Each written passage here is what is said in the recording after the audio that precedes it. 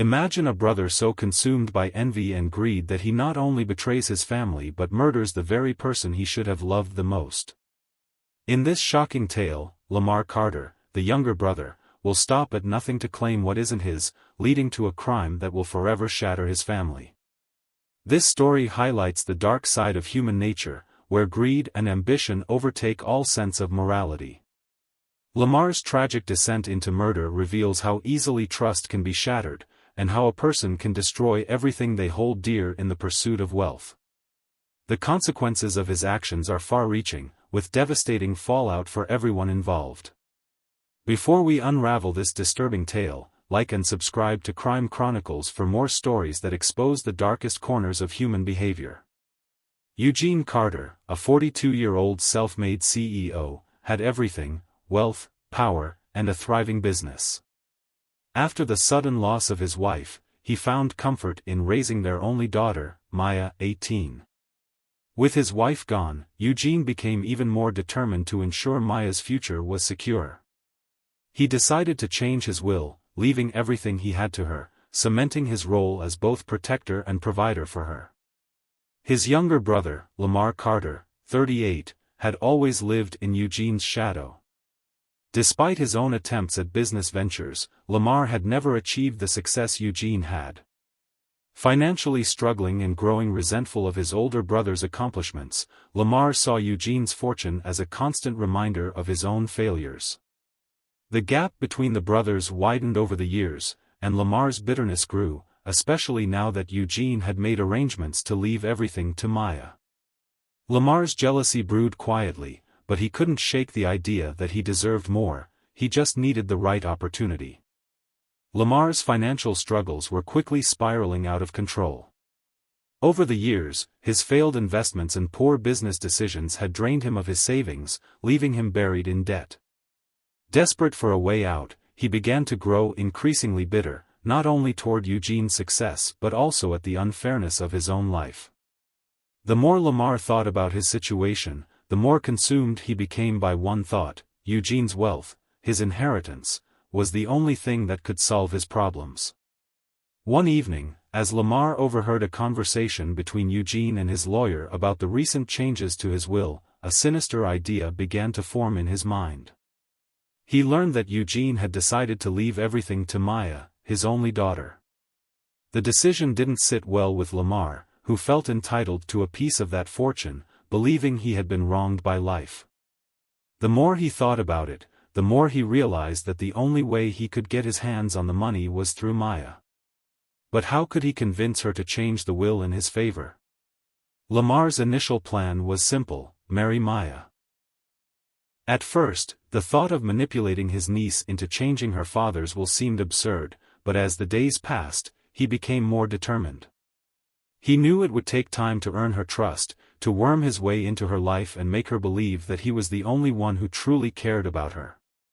He began positioning himself as the supportive, loving uncle, the one who always had her best interests at heart. As Lamar spent more time with Maya, he skillfully played the role of the concerned family member.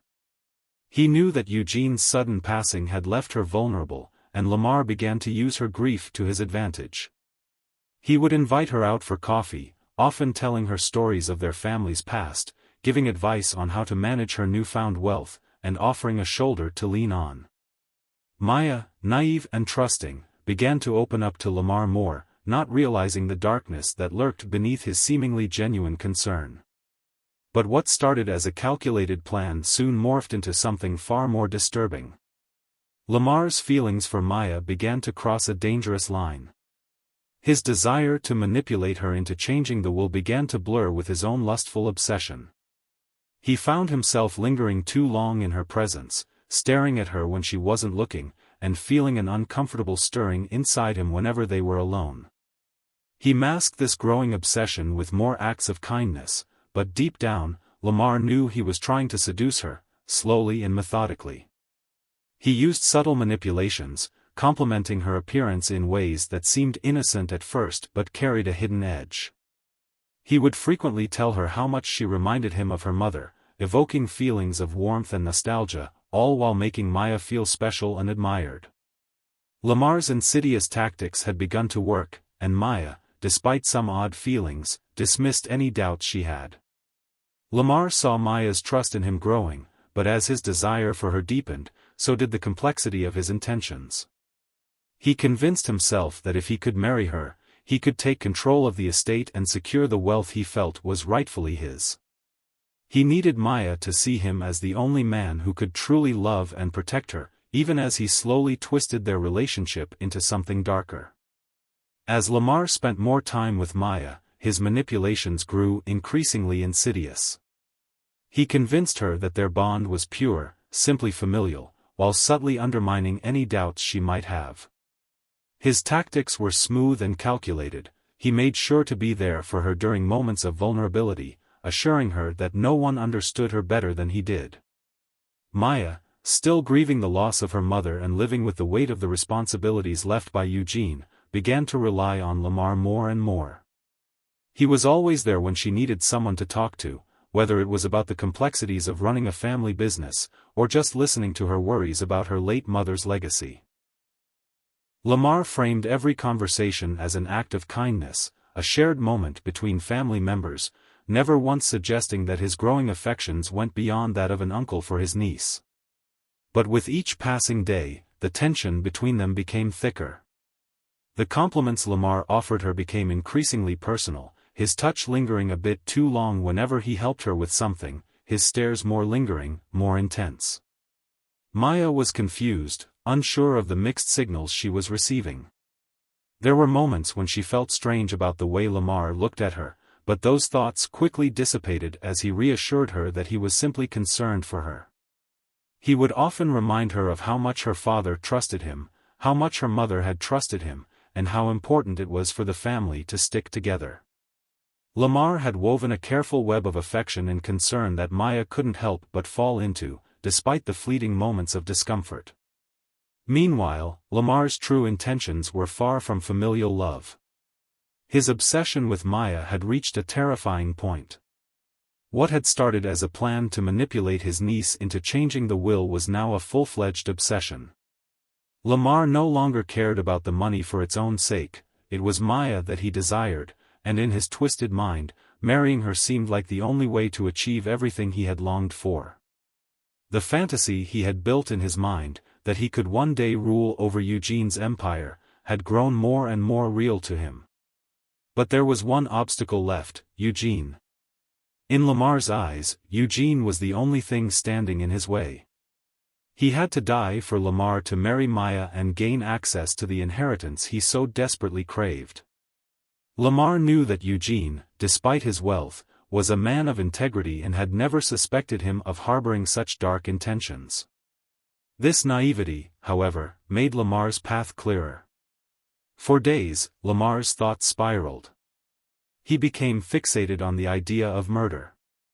He fantasized about what it would be like to watch Eugene suffer, to take everything from him, and then replace him, not just as the owner of the family's fortune, but as Maya's protector, as her new husband. He told himself that this was the only way to ensure a life of luxury for both of them. He began stalking Eugene more intently, studying his daily routines, his comings and goings, looking for an opportunity to strike. Lamar considered the perfect murder, one that would look like an accident, a way to remove his brother without arousing suspicion. He envisioned a scenario where Eugene's death would be quick, decisive, and clean, something that would leave him free to step into Eugene's life and take control. Lamar found himself unable to stop thinking about it, toying with various scenarios, each one more gruesome than the last. Every time he thought of Eugene's death, he felt a sick thrill, a sense of power he had never known before. This was his only chance to make his dreams a reality. As the days turned into weeks, Lamar's obsession began to consume him entirely. Every conversation with Maya, every moment alone with her, served to reinforce his desire for her, his belief that she was meant to be his. In his mind, killing Eugene was no longer just a means to an end, it was part of his twisted destiny. The more Lamar plotted, the more he felt he was becoming a man driven by fate, not by choice. His moral compass had long since shattered, leaving only a dark, insatiable need to claim everything Eugene had worked for, including his daughter. The line had been crossed. Lamar was now beyond redemption, fully embracing the violence he believed would give him everything he'd ever wanted. Lamar's mind raced as he prepared for the moment he had been planning for weeks. The house was quiet, the shadows of the night deepening around him. Eugene had just finished a late-night meeting, and Lamar knew it would be the perfect time to strike, when his brother was vulnerable and unsuspecting. Lamar's hands shook with a mixture of anticipation and dread, but the thought of what he stood to gain drove him forward. This was his moment. The plan was simple, swift and sure. He would make it look like an accident. No one would suspect a thing. The house was large, a sprawling mansion with multiple wings, and Eugene was in his study, alone. Lamar had a spare key. Eugene had always trusted him enough to allow him unrestricted access. He silently crept through the house, his breath shallow, each step bringing him closer to his brother. He could feel his pulse quicken, but he steadied himself. He had come this far. There was no turning back now. As Lamar entered the study, Eugene looked up in surprise, his face breaking into a smile as he saw his younger brother standing in the doorway. "Lamar, what are you doing here so late?" Eugene asked, his voice warm, unaware of the danger that lurked behind his brother's calm demeanor. "I need to talk to you about something important," Lamar said, stepping closer to Eugene's desk. He could hear the muffled ticking of the clock on the wall, each second dragging on as he prepared for what was about to happen. His heart raced, but the feeling of power began to surge through him as he imagined Maya, in his arms, calling him her protector, her husband, the man who would inherit everything. Eugene motioned for him to sit, oblivious to the malicious intent that was building in Lamar's chest. Lamar sat down slowly, feigning a calm demeanor as he looked into his brother's eyes.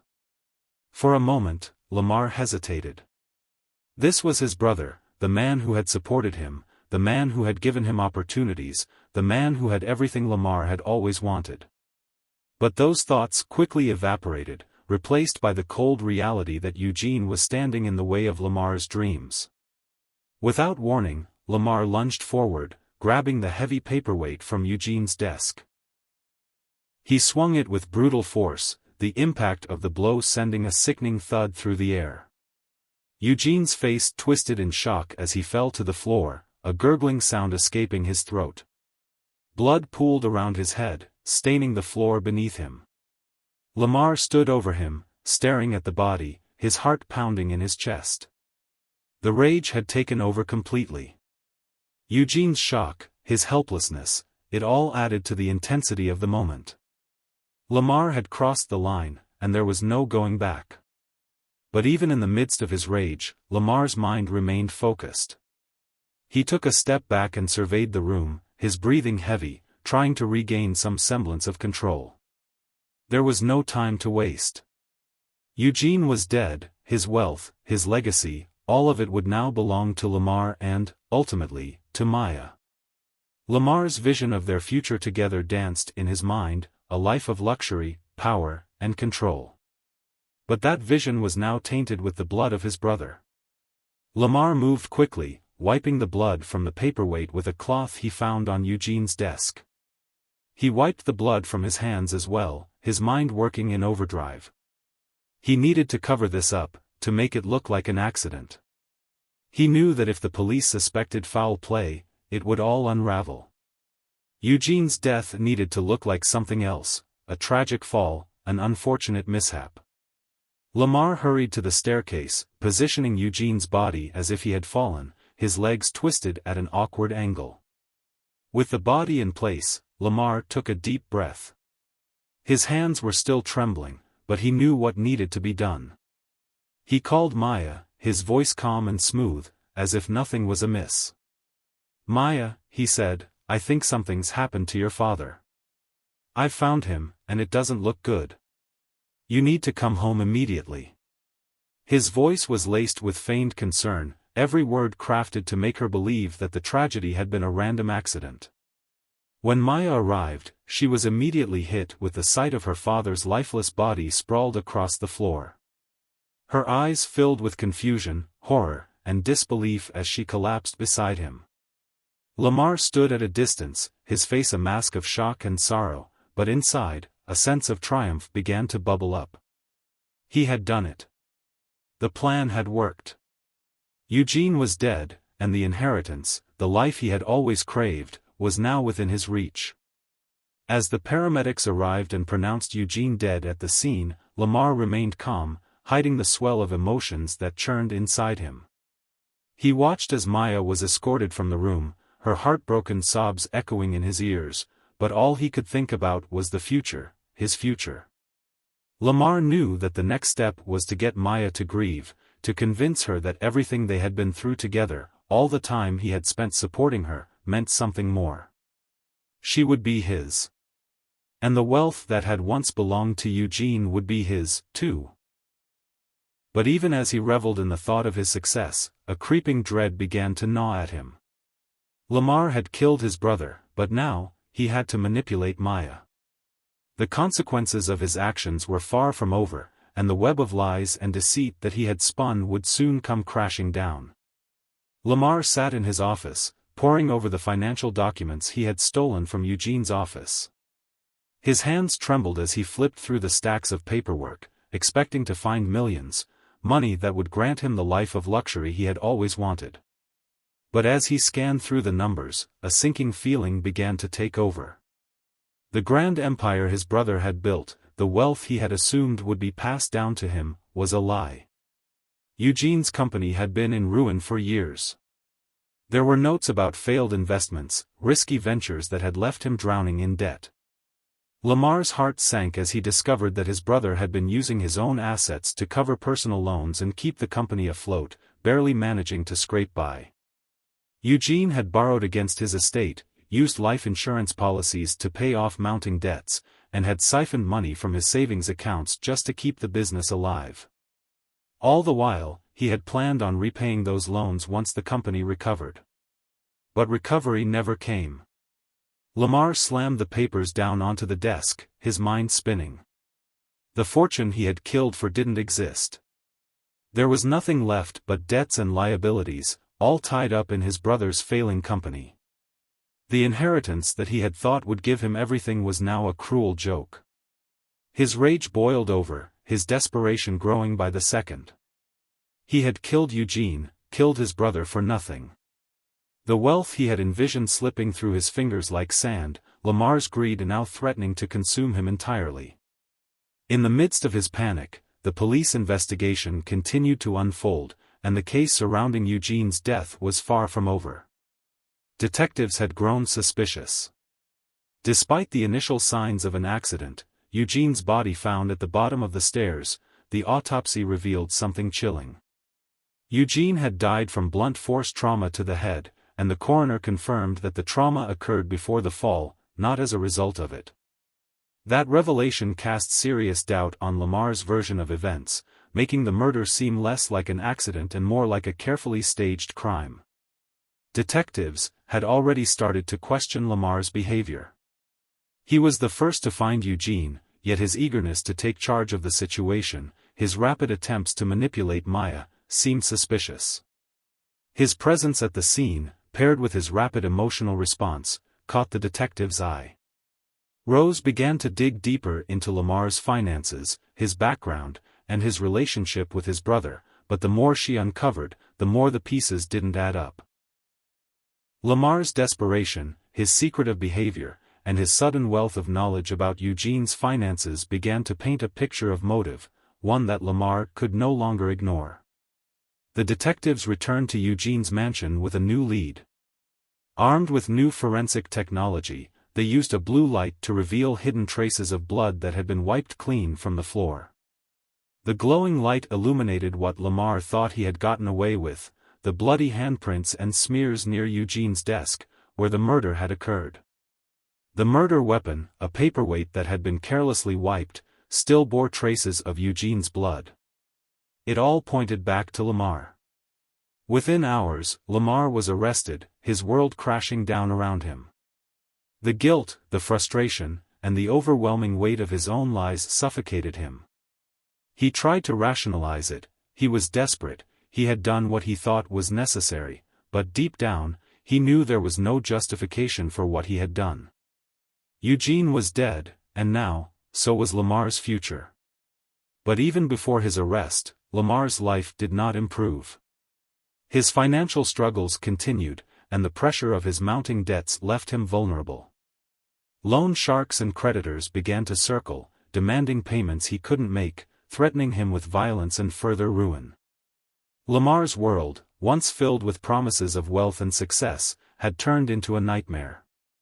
His murder of Eugene hadn't freed him from his problems, it had only created a whole new set of them.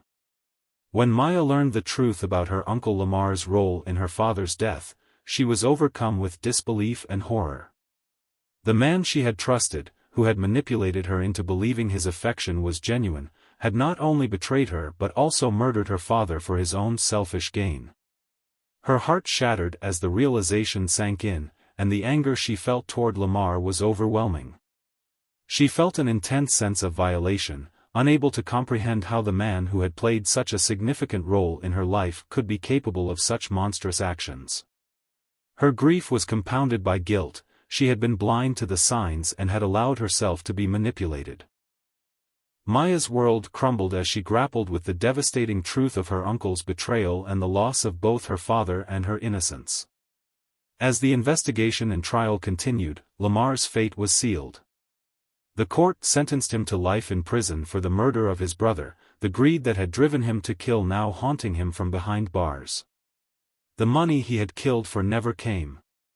The inheritance was empty, the empire crumbled, and Lamar was left with nothing but the consequences of his own actions. Lamar's life, once full of ambition and drive, had been destroyed by a single act of greed. He had killed for wealth, but in the end, he found that it was not wealth he had gained, it was a prison sentence, a shattered future, and the weight of a brother's blood on his conscience. Lamar's tragic tale is one of how far someone will go in the name of greed, and how, in the end, his selfish actions destroyed everything he could have had. His blind obsession with wealth and power blinded him to the truth, leading to irreversible consequences. The fallout from his crime serves as a powerful reminder of how the pursuit of money can corrupt a person's soul. What would you have done if you were in Lamar's position?